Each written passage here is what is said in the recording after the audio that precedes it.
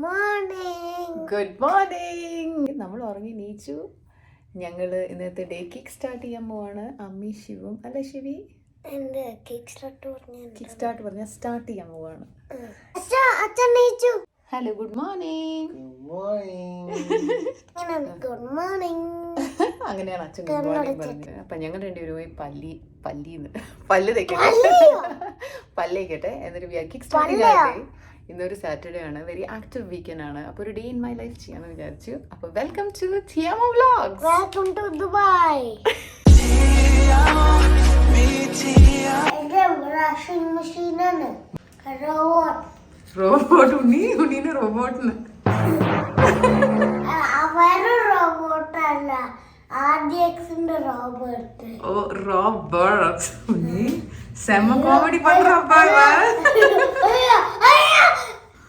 Day in my life, അതായത് നമ്മുടെ ജീവിതത്തിലെ ഒരു ദിവസം രാവിലെ മുതൽ രാത്രി വരെ. This type of vlogging is not my forte. പക്ഷേ നിങ്ങൾ കുറേ പേര് വീണ്ടും ചോദിച്ചുകൊണ്ട് ഒന്ന് ട്രൈ ചെയ്യാമെന്ന് വിചാരിച്ചു.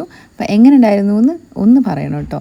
അമ്മി ശിവു റെഡിയായി, ഞങ്ങൾ ജിമ്മിൽ പോവാം. ഞങ്ങളുടെ ജിം ഒരു അടിപൊളി രഹസ്യം ഇപ്പം തന്നെ എൻ്റെ കുട്ടി പരസ്യമാക്കി തന്നതിന്. വലിയ രഹസ്യമൊന്നുമല്ല, വ്ളോഗ് കാണല്ലേ എന്തായാലും. കുറച്ച് നേരം കൂടിയും നമുക്കിങ്ങനെ ഒരുമിച്ച് ജിമ്മ് വരെ നടന്നു പോകാമല്ലോ.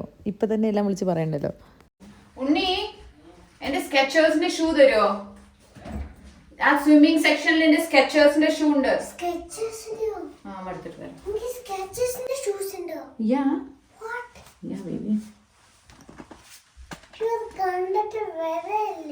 നമ്മുടെ ഷൂ എടുത്തിട്ട് വരാം കേട്ടോ കണ്ണമ്മ.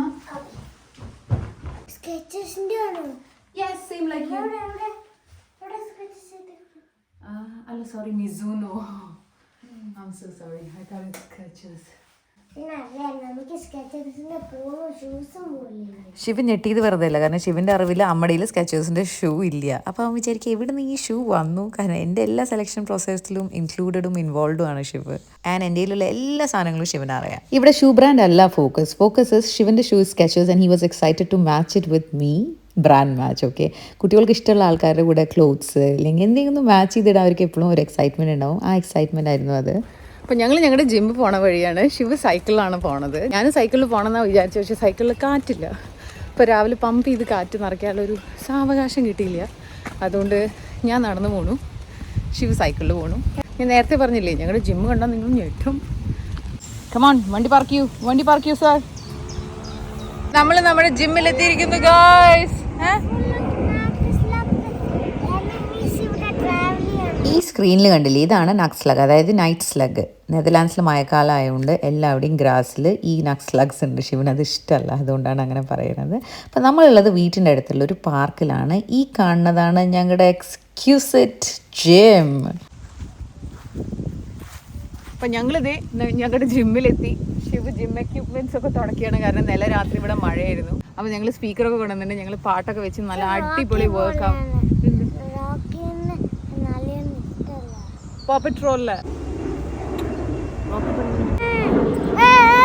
ഞങ്ങളുടെ വീട്ടിൻ്റെ അടുത്തുള്ള ഒരു പോപ്പുലർ പാർക്കിലാണ് നമ്മളിപ്പോൾ ഉള്ളത്. ഈ പാർക്ക് അണ്ടർ റെനോവേഷൻ ആയിരുന്നതിന് മുന്നത്തെ വ്ളോഗ്സിൽ നിങ്ങൾ കണ്ടിട്ടുണ്ടാവും. അങ്ങനെ റെനോവേഷൻ കഴിഞ്ഞിട്ട് ഒരു ജിം ഫുള്ളായി കഴിഞ്ഞിട്ടില്ല, ഒരു ഭാഗം കഴിഞ്ഞു. അപ്പോൾ ആ ഭാഗത്ത് ജിം ഇൻസ്റ്റാൾ ചെയ്തിട്ടുണ്ട്.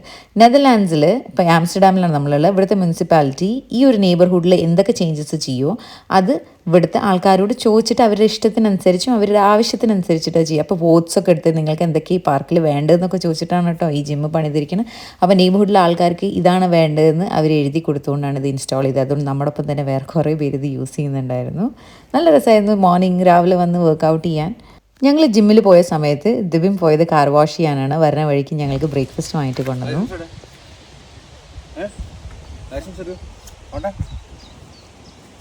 ഇതിൽ ഈ വണ്ടി ഓട്ടാൻ പറ്റില്ലല്ലോ, ഇത്ര വലിയ വണ്ടികൾ ഓട്ടാൻ പാടില്ല. ജയിലിൽ പോവാം പോണ്ട. ഭാഗ്യം ഓഫീസർ ശിവനെ ജയിലിലിട്ടില്ല.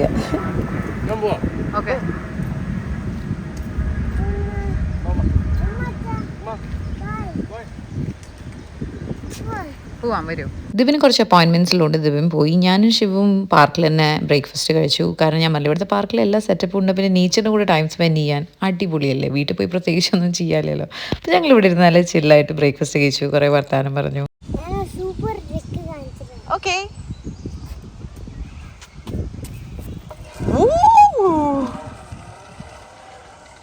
നമ്മൾ നമ്മുടെ ചൈൽഡ്ഹുഡിലേക്ക് ഒന്ന് തിരിഞ്ഞു നോക്കുകയാണെന്നുണ്ടല്ലോ, നമുക്ക് അധികവും പേർക്കും ഏറ്റവും സ്പെഷ്യലായ മൊമെൻറ്റ്സ് നമ്മുടെ പേരൻസിൻ്റെ കൂടെ സ്പെൻഡ് ചെയ്ത മൊമെൻറ്റ്സ് ആയിരിക്കും. ചിലപ്പോൾ അതൊരു യാത്രയായിരിക്കാം, ഇല്ലെങ്കിൽ യാത്രയിലുണ്ടായ വല്ല ടോക്കായിരിക്കാം, അല്ലെങ്കിൽ അവരുടെ കൂടെ കളിച്ച വല്ല ഗെയിംസ് ആയിരിക്കാം അല്ലേ.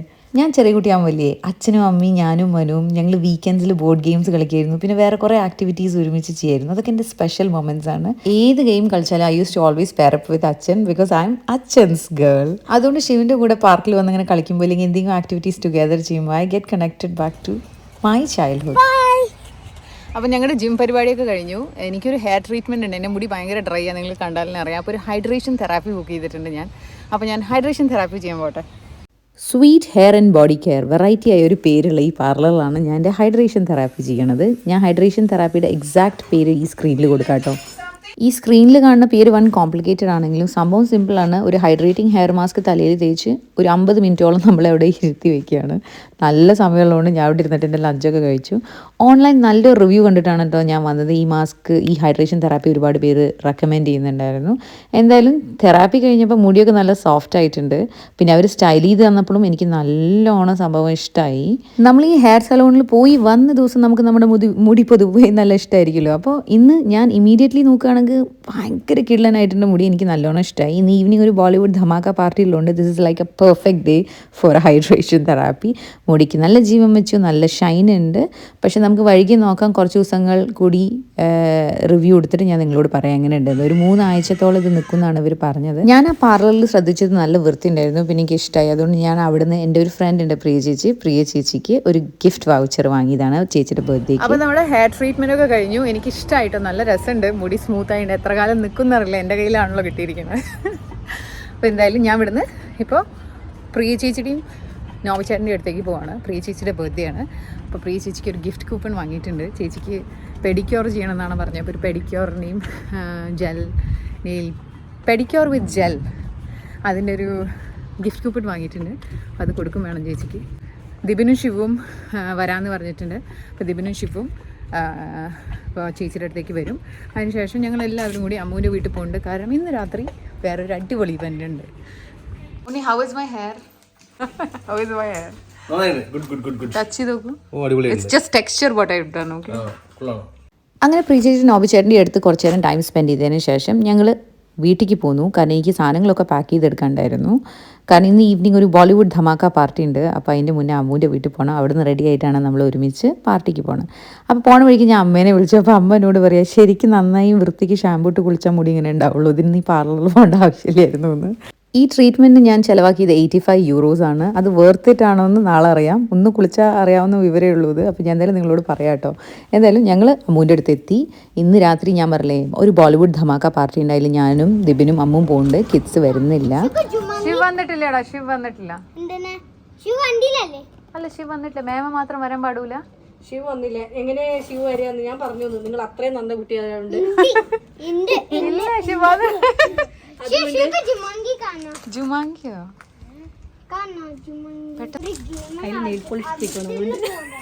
അടുത്ത് വരാം. നിന്റെ നോർമൽ ഹെയറിനേക്കാളും കുറച്ച് ബെറ്റർ ആയിട്ടില്ലേ?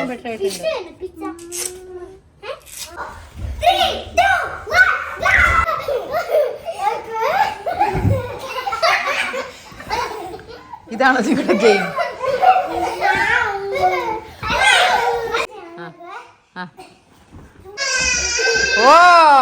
അങ്ങനെ കിഡ്സ് കുറേ കളിച്ചിട്ട് ഡിന്നറൊക്കെ കഴിച്ചു.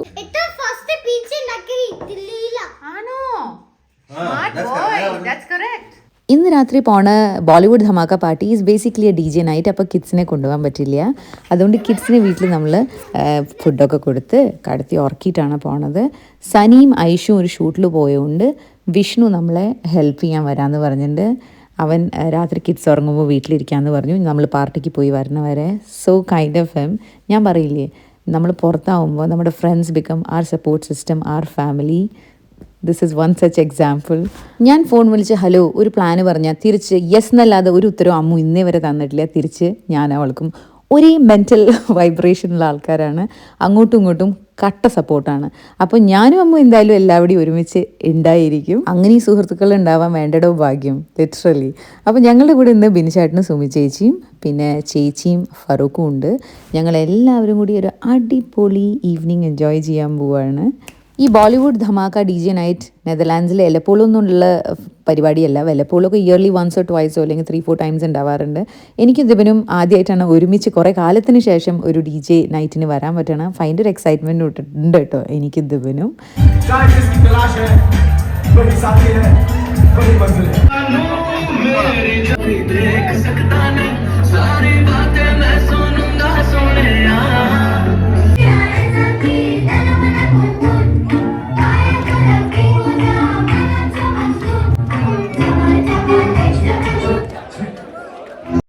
അങ്ങനെ രാവിലത്തെ പല്ല് തേപ്പ് മുതൽ രാത്രിയിലെ DJ നൈറ്റ് വരെയുള്ള ഈ ഡേ ഇൻ മൈ ലൈഫ് നിങ്ങൾ എൻജോയ് ചെയ്തെന്ന് വിശ്വസിക്കുന്നു.